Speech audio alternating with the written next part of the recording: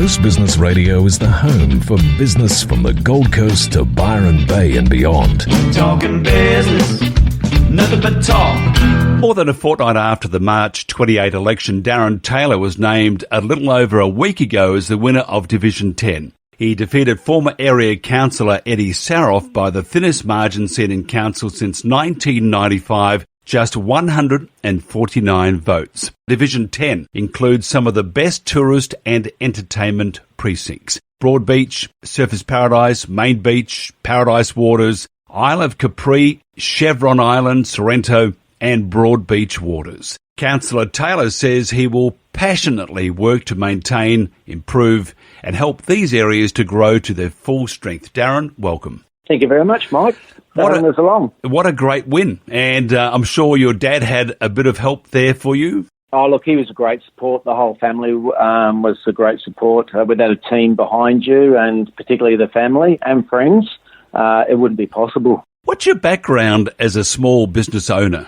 We've got a fire protection business that works between Gold Coast, Ipswich and Brisbane. We have over 30 employees, and I've been with the family business since 1988. What do you see besides the coronavirus as being some of the big issues for Division 10? Oh, I think Division 10 as a whole, and it's a pretty dynamic area. Broadbeach is a vibrant area. Surface, I think it needs an overhaul. It needs to be reinvented. You've got your little suburbs like Chevron Island that's been struggling before the virus even came, and Main Beach, it's got its own little community. So, look, they've got their own little challenges. I believe Surface has got the main challenge of reinventing itself, and we've got to make sure that Broadbeach maintains that family environment with a casino and convention centre nearby. Do you think the whole charm of Broadbeach may disappear if we keep plonking up all these great skyscrapers, great developments? And even though that's good for employment, it can actually decimate that community feel, can't it? Yes, and that's one of the big challenges that we have going forward. And one of my platform is, look, I'm not against development, and development has always been a big part of the Gold Coast, but how we actually do that needs to be managed and controlled, so that how we want to see the city look in 20 years, it's really important now that we manage that process and not necessarily put buildings up for the sake of putting them up. What are some of the projects you want to list as completed or achievements at the end of your first term? Oh, look, I've got a couple of the larger. As I said, we want to have a Surfers Paradise master plan. That's something that will be long term.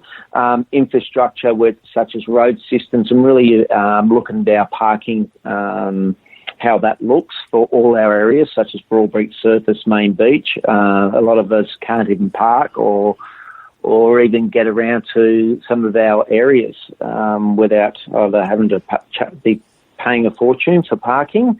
So the bigger picture is going to be looking at our infrastructure and redevelopment of Chevron Island and Surfers Paradise. There's a lot of smaller ticket items that, look, there's a lot of people want security cameras in their areas, so when they're going out, they're feeling safe. Local entertainment, we've been very good at doing international events, which we want to maintain. Mm-hmm. But again, a lot of smaller entertainment for our precincts. It's a great job that you have, but you've got to balance what the locals want or the residents want, and you also got to take into consideration the tourism side of things, which a lot of the residents don't want. Yeah, I'm a real big believer that whenever we travel to either interstate or overseas, we actually become part of we go there to enjoy the local community. I think we've just got to be very careful that we don't scare or not look after our locals and lose that culture that we've had over the years. So one of my core is to really ensure that we're listening to locals. We're actually creating that local culture and vibe. So when interstate people come here, or internationals, they're going to really enjoy that experience. And I believe the locals and tourists can live side by side and really enjoy the atmosphere. Living in Honolulu for a long time, and I lived in Los Angeles around the Santa Monica, Venice area. And the thing that they had, and this is just not a criticism of the police here, but there were always the presence the foot patrols of the police. Now, in Honolulu, in Hawaii, because of the Japanese going there, they may go to a place that is not safe. So they're everywhere, very friendly, but they're everywhere to be seen. In LA, where you got all these crisscrosses of different police forces, and it's a very safe area. What I've noticed about the Gold Coast, and we do our walks at night because our gym's closed, so the body is starting to suffer, but we do our walks and we don't see any police. And that itself, walking through Surfers Paradise, as you just mentioned before, Surfers Paradise, a great part of the world, but it seems a bit neglected and it feels a little bit insecure. Look, I totally agree. I think, as I said earlier, Surfers Paradise we need to revisit it. During the campaign, I did speak to a lot of police officers in the area to get a feel from them, their perspective of their challenges.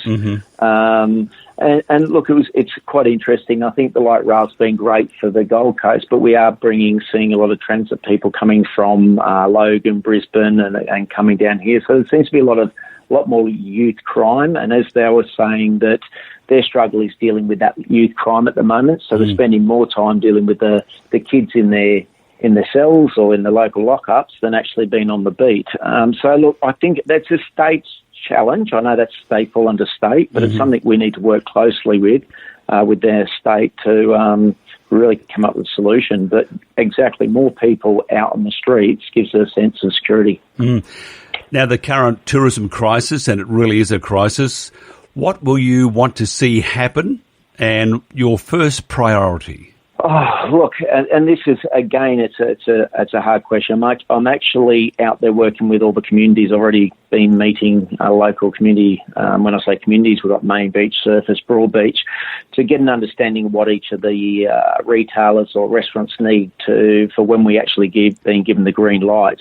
And it could even be staged, so we've got to be mindful that it could be just interstate travellers. So initially, we're going to be prepared that we're going to attract our local people to these venues to get the business going. Then we're going to have a phase of interstate and then international. So it's working closely with the business hubs to come up with a way that we can attract as many people to help them get up and running, and any way that council can support them. The borders, I understand Premier Palaszczuk's restrictions there make sense.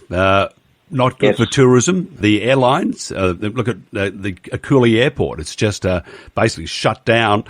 And for Virgin also to be on the brink of never being here again, it doesn't look good for tourism because you've got to have people. Exactly. Well, we saw what happened with the pilot strike 15, 20 years ago. If we don't have the planes coming in and we don't have the tourists, it affects the Gold Coast dramatically. So we need to ensure that these airlines are viable. We need to make sure that they're actually able to keep bringing people to our city. So that's going to be a very important part of it. Look, we will get through it. We always will. I think if we work together, we support each other, we will come out the other side. It's going to take a lot of hard work. But look, the airlines are a big part of our city and our tourism trade. Sort of looks like in some cases, say, for example, in Hawaii, they were farmland and stuff, and they sort of moved to technology, to military, which they do well, and also tourism. Here on the Gold Coast, we're very tourist-centric, but can we be, as a business area, can we say maybe be more than restaurants, more than coffee places and bars and hotels? What about investment opportunities other than the tourist sector on the Gold Coast? Yeah, look, we do have a big educational sector on the Gold Coast, and I believe we can be leaders in business entrepreneurship and business ideas. I mean, even with the current challenges of staying at home, we are seeing business diverse and how they can actually remodel their businesses using modern technology, and I think it's forced their hand in a lot of cases. So I think we do have education. We do have the ability for business to reinvent itself, but we are a tourist destination as well. So, look, we have to become more diverse as well. Now, just finally, there's a show on TV called Blue Bloods, and there's Tom Selleck and all the sons who are policemen. and they sit around the table at night and talk about the day's thing. Does that happen a bit like Little House on the Prairie with you and your dad now, talking about council? Oh, well, we used to have the discussions before I was elected. Even with him, we used to have different opinions. So it's always been an interesting household. Look, he's done a lot for the city, and I've got some different views to him as well. So yes, we've had some very interesting discussions in the household. I could well imagine. But do you drink whiskey? Do you drink whiskey like they do on TV? When they have these half jugs of whiskey, I'm thinking, oh my God. Normally, when we start having a few drinks, that's where the conversations get very fiery. So, and you see Mother walking out the room. Oh, that's just wonderful, and probably wise on Mother's part too. Look, Darren, thank you very much. All the best. We'll do this often if we can. Get updates and talk about issues that really concern your division and also the Gold Coast. Fantastic.